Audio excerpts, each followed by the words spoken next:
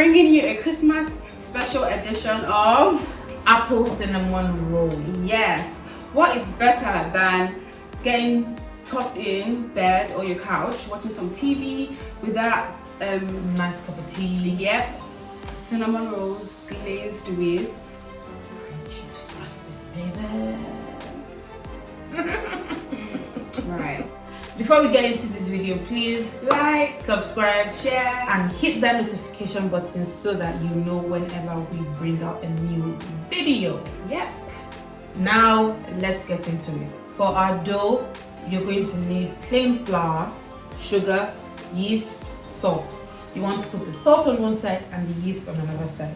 Mix your dry ingredients together and attach your dough to your mixer. Then add your butter. You're looking for a nice sandy consistency texture.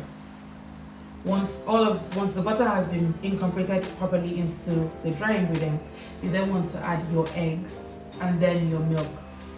Put that on a medium to high speed and let that knead for about, mine went for about 6-7 minutes, but you want the edges, you want the dough to be hooked to the dough hook, if that makes sense. What if one doesn't have a kitchen mixer?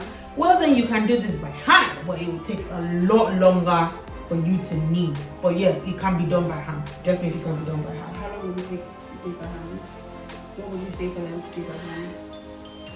Oh, because I'm lazy, I always do this with a mixer, but I would say 15 minutes as long as it's not sticky, like it doesn't stick to your hands. 15 minutes maybe? That's I think reasonable amount of time for you to knead. Once your dough has been kneaded properly, you want to tip it onto a surface area and then put some oil in your bowl. Oil your bowl properly and then put the dough back in there. Cover with cling film or with a towel. Put in a warm place to rise for about an hour. While your dough is rising, we want to get started on our apple filling. Right, for the filling, you want to dice up some apples, add that into your pot. Then in the same pot, add in some dark brown sugar, mixed spice, cloves, cinnamon, salt, and vanilla extract. Now you want to put that to simmer on low to medium heat for about 10 minutes, just until it gets to like a jammy consistency. If you have a hand blender, use the hand blender to blend the puree. Not finely though, just like a rough consistency. Yeah, and that is the filling done for the dough. Your dough should have doubled in size. Knock the air out of your dough and tip it onto a nicely floured surface area. You then want to roll your dough long enough and wide enough. Once you rolled out your dough, get some softened butter and spread that around your dough. Then take the apple filling that you just pureed. Make sure that it is cooled down completely and spread that onto the buttered dough.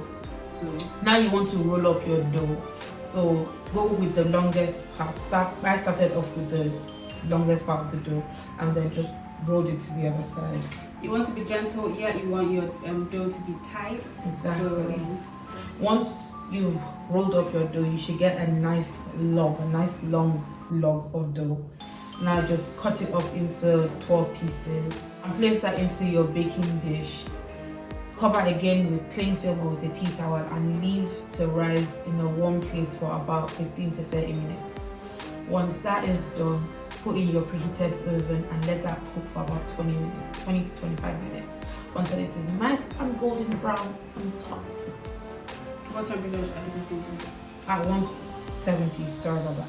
While your dough is in the oven, you want to get started on your frosting, on your glaze or frosting. We use cream cheese. Well, it's a glaze, cream cheese glaze. So you want in a bowl, you want to get some cream cheese, powdered sugar, mix that up together, and then add double cream, milk, and vanilla, and mix that together. You get a nice spreadable consistency. It shouldn't be too thick, but it shouldn't also be very watery. If you want to tang to your cream cheese, you could add in a squeeze of lemon. or the zest of a lemon, Yeah. or the juice of a lemon, whichever. So once that is done, you want to get your dough out of the oven and then spread your cream cheese glaze on it while it is still warm. And also you want to eat and serve with your cup of tea while it's nice and warm. And there you have it, guys. A nice way to end the year, something nice, warm and comforting. Happy New Year in advance. See you guys in the new year. Bye. Bye.